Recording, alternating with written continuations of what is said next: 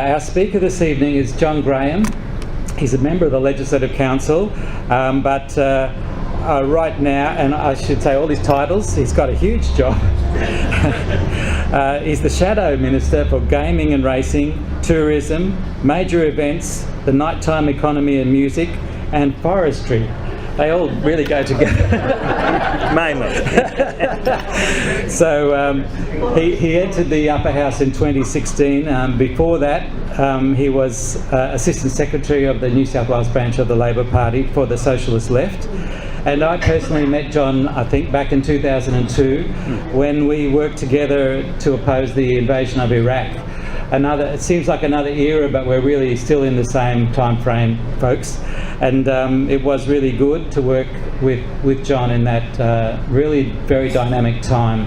So I see him as a strategic thinker and a unifier in the Labor Party and really in the broader community. So I'd like you to switch off your mobile phones or switch them right down. John's going to take up to 30 minutes and then we'll have a short break and a question and answer time. So please welcome John Graham. Great, thanks for that, Peter. I also want to acknowledge that we meet on Gadigal land of the Eora Nation. I want to pay respect to Elders past, present and emerging, and I want to look forward to a time when in New South Wales we really move towards a treaty with the people of the First Nations of this land. That's one of the things that's at stake in this New South Wales election. Labor has committed to that process if it's elected, but I can't think of anything more important in the long term to how we think about this land, this state, when it comes to the things that we really need to do that are real unfinished business in this country. Thanks, Peter, for the introduction. That's definitely true that we spent quite a lot of time together in some very long meetings during the Iraq War as part of a really big citizens' pushback against what was going on around the world. And I certainly learnt a lot from Peter and Bruce Childs, who I always think of it at these times just about how to work together, people working inside a political party like the Labor Party and also working with the community movements at the same time. So being able to work with Peter and Bruce, seeing how they work together and had over a long period of time has certainly been very important to how I think about how change happens in the world. So Peter's read out the list of portfolios I've inherited before Christmas. There's quite a number of them. A range of them go together and one doesn't really. My colleagues have taken to referring to me as the Shadow Minister for Fun because of some of the music and nightlife, tourism, major events elements of it, although I've had to correct them and insist that it's the Shadow Minister for Fun and Forestry. All roles I intend to take very seriously. So it's going to be a pretty remarkable 3 months. A New South Wales, then a federal election. So really, this is a pretty crucial time for politics in the country. And I think there is a real sense that there is a mood for change around the country. The big question in state politics is whether that'll contribute to a change of government in New South Wales. I think the mood for change across the country is really, really strong. There's a lot of frustration and anger about where this government's got things to at a state level, but it's really a question of whether that mood for change will translate in New South Wales. I wanted to talk about 3 of the key things that I see are really at stake in this election, and those, one of which Peter's already referred to. One of those is privatisation and just the state of public services, our idea of what the government does, where that question about where the line is between the public and the private sector. So that's one of them. Secondly, that issue about climate change and how we tackle with that issue that has absolutely just brought politics to a halt. Now, over more than a decade, at federal level, just what attitude we'll take to that at a state level, but that's very important. And thirdly, I want to talk about one of the issues I've been really heavily involved in, and that's the issue about music. It's very topical right at the moment because of the music festivals issue, but I want to talk about it because it's also about music in the narrow sense. Really though, it's about what sort of city we want to live in, what sort of towns we want to live in, what sort of community we want to live in. So they're the three issues I wanted to focus on, but happy to talk about any other issues. On privatisation first, this government has conducted the biggest fire sale ever conducted in the history of New South Wales. $70 billion worth of assets already gone under the hammer.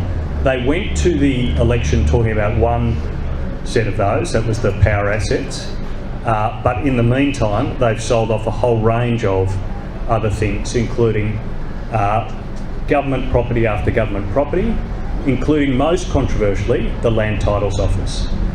So the body that really kept the records, secured the information about every person's house title in the state of New South Wales, something that was fundamental to ensuring confidence in the housing market.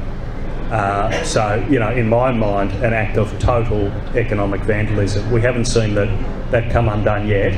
I think we can predict where that'll end up though. But $70 billion, the biggest fire sale ever, and of that, $14 billion, it's been revealed, has then ended up being wasted.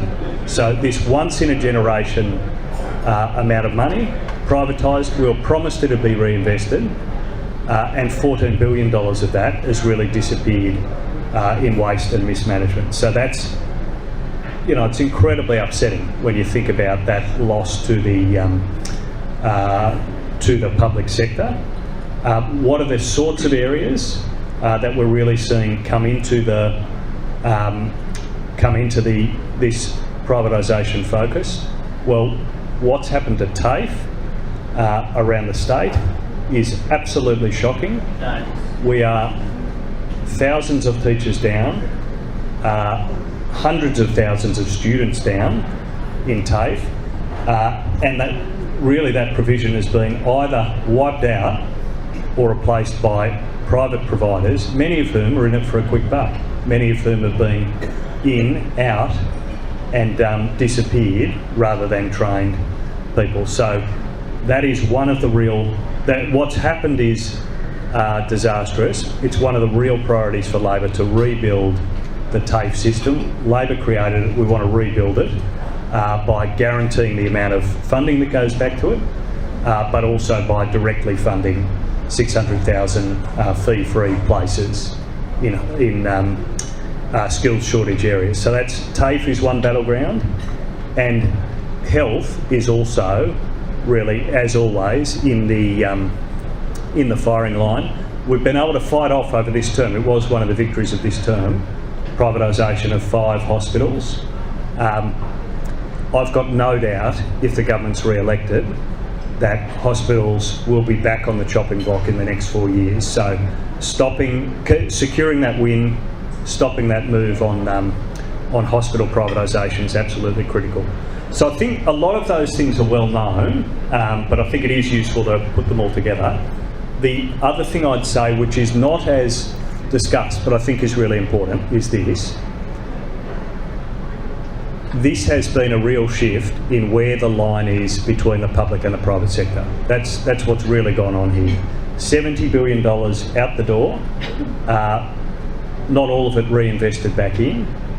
A lot of the public service really moved to consultants, or really had a lot of the people who actually did the work in the public service, some of those jobs have gone. So it's a much weakened public service.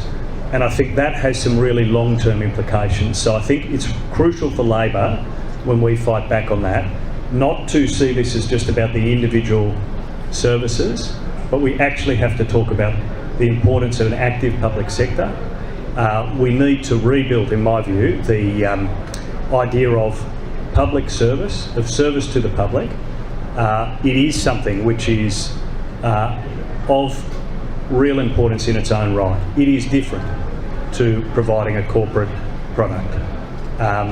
And we really need, I think in the long term, to mount this defence properly, we need to start rebuilding that tradition of public service, which was a part of our discussion in the past. So that's the first issue. The second issue Peter pointed to, and just how important this is, and that's climate change and energy. It's run a wrecking ball through federal politics, and at this election, one of the things that State Labor has decided is, although it makes more sense to have a national solution to this issue, what is an international crisis for the planet, we're not prepared to wait for federal politics to sort itself out. Recall the history.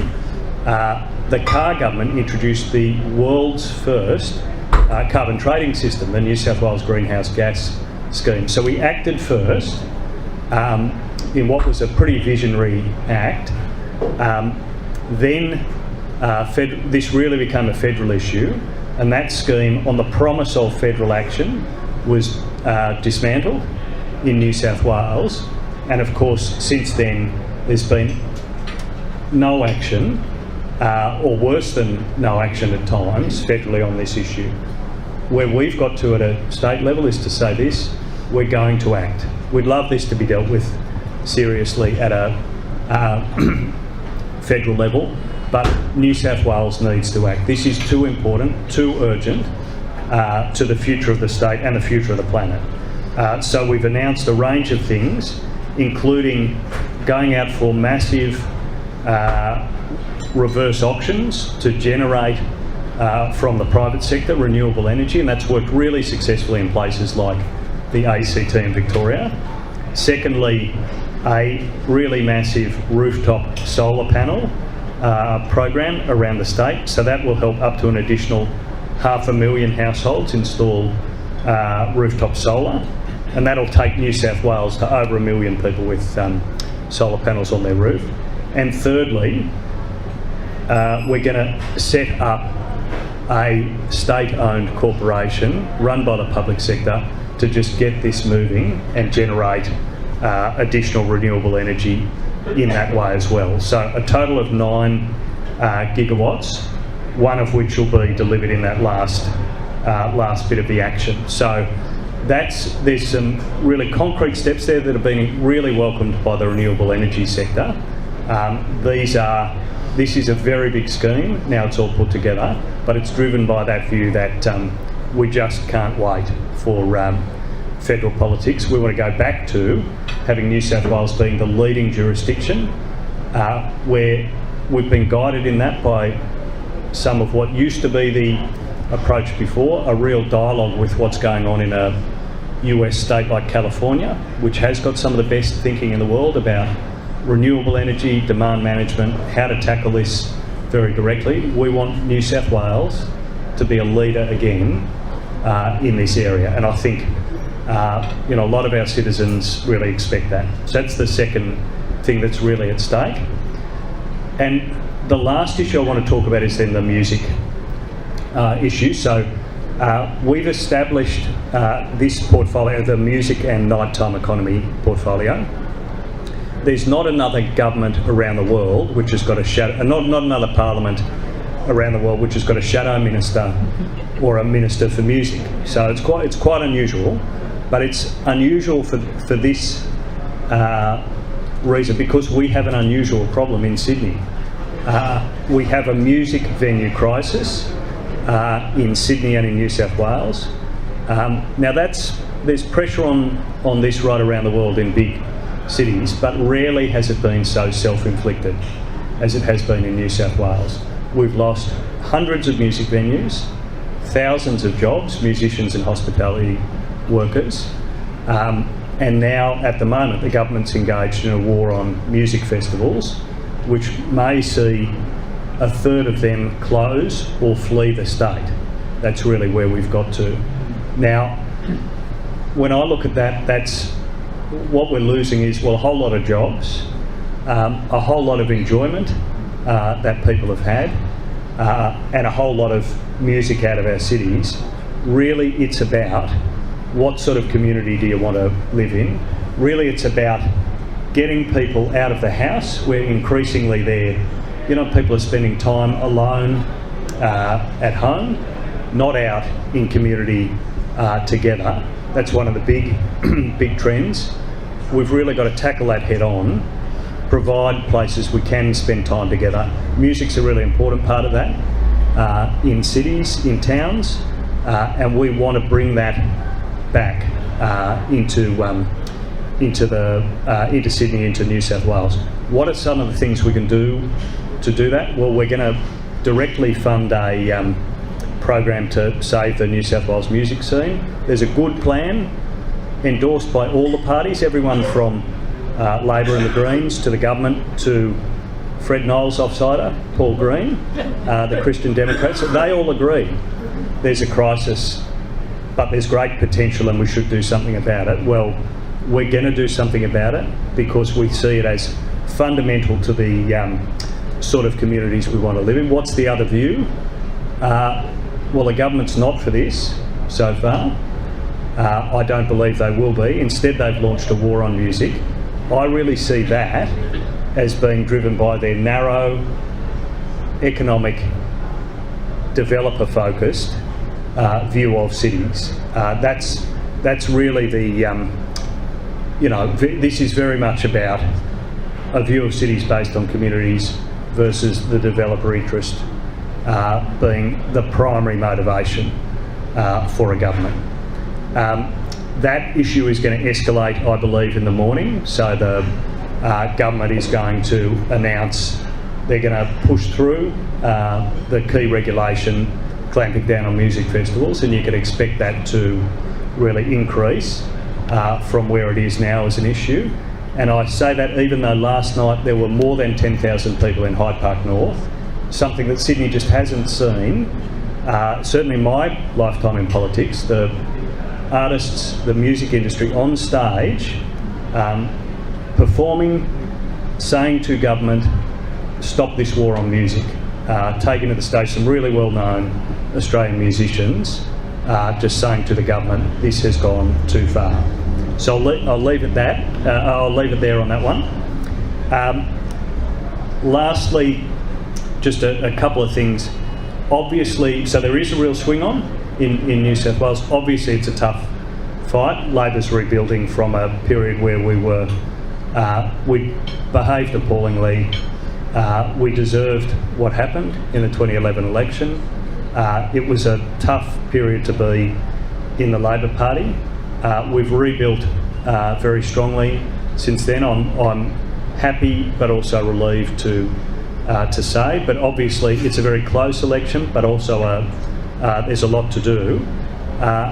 When I look at that question about what's at stake at this election, really this is where my mind turns. What will it be like in those sorts of issues that I've talked about, privatisation, climate change, music and the sort of communities we live in, if we have another 4 years of this approach? That's really what's at stake when I look at what we're facing. There is a real sense of frustration, a real sense that we're heading in the wrong direction with this government. 4 more years of that approach is really going to see that intensify from disappointment to anger. That's what I really fear about leaving this to run. We simply can't afford more attacks on the TAFE system, more attacks and privatisation on our health system, 4 years of inaction on saving the planet and climate change. I don't think we could sit by and leave that. And I really fear for what our cities will look like if we lose hundreds more venues, and a third of our festivals, because the government's decided that that isn't a part of its vision about how we should live our lives. So Peter, I might leave it there.